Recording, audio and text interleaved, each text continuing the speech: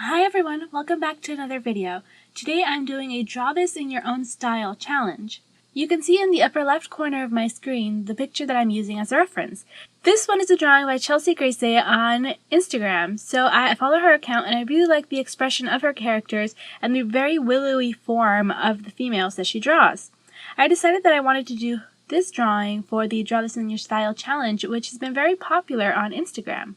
What I liked about the original was the pose that the female was in, kind of hunched in on herself but still very confident, and the wistful expression on her face. I wanted to capture something similar in my own drawing. Chelsea's style is very stylized and very different from my own, so I thought it would be interesting to do a challenge where I draw her drawing in my own style just so we could see the differences that there are even when the image is the same one. I forgot to turn on my video when I was doing the drawing, so I guess today will just be a recording of the coloring stage, which I think can be pretty complicated on its own. So, while I work on this drawing, I want to talk a little bit more about doing art challenges.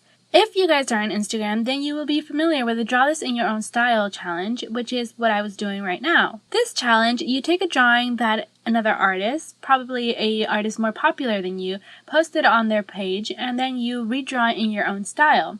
Art challenges are quite common in the Instagram world, and I strongly recommend trying your hand at one of them at least once. This is because art challenges really start a communication between you and other artists and really help you to grow as an artist yourself. There are various different kinds of art challenges. For example, one of the most popular ones is Inktober, in which you draw with ink every single day for the month of October. Then there is Mermaid, in which you draw a mermaid every single day of the month of May. Some people take these challenges and really expand on them, like doing a 365-day art challenge in which they have to draw every single day of the year. Whatever the challenge may be, as long as you're trying to do something that you would not normally do, it's a good challenge to push yourself and to try. And even if you fail at a particular challenge, that doesn't mean that the entire experiment was a failure. For example, when I first started drawing digital art, I decided that I would make a drawing every single day for the whole year. To me, this was a difficult challenge because I wasn't used to drawing every day.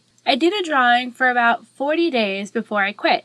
So you could say that I failed at this challenge, but in reality, it helped me learn a lot about myself. For example, even though I really liked people who could do 365 drawings, I myself was not one of them. And this was not because I couldn't make myself draw every single day, because I could.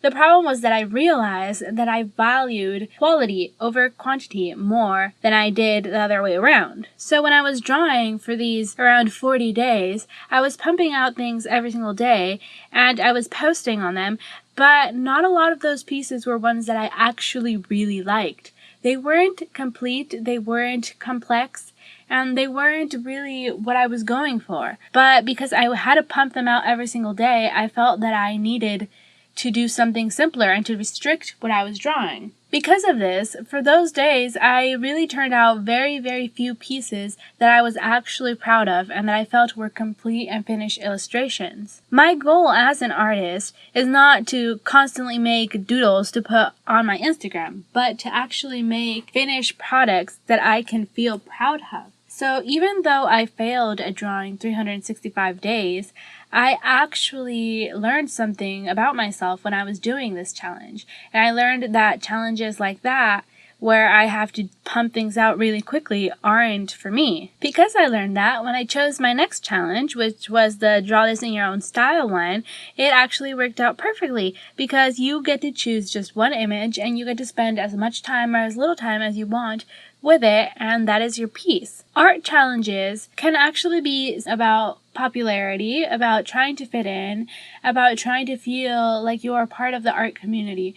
But most of all, art challenges are for you as an artist, to challenge you to reach beyond your limits, challenge you to try new things, and to help you learn about yourself. And most of all, challenges help you connect to other people who may feel the same way about the challenges as you do. For example, the Draw This in Your Style one, you are directly communicating with the original creator of that image. They see their art being produced by a lot of people and they realize that they are appreciated, that their art is seen, and they feel good about it, and you feel good because you get to communicate with someone that you admire. Then there are the other people who also chose to do that particular challenge. They see that you guys follow the same artist, they see that you have the same goals in mind, and some of them will even follow you back and try to communicate with you and not just the original content creator.